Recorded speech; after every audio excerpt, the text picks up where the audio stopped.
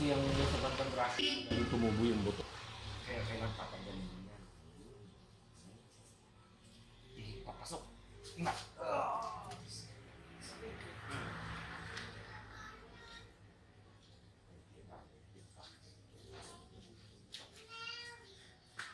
Yan ako na siya Skyline, katulogin driver. Ang motor ako. Yung Inmax ko, bro.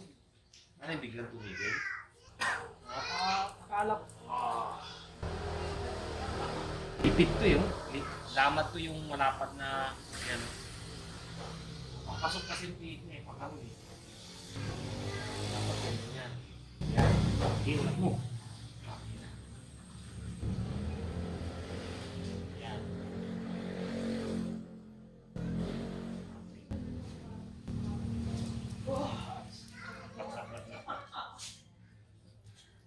Talaga ito sa akin, ang sakit eh. Yung pagkakabyo ko lang sa motor. Linaw.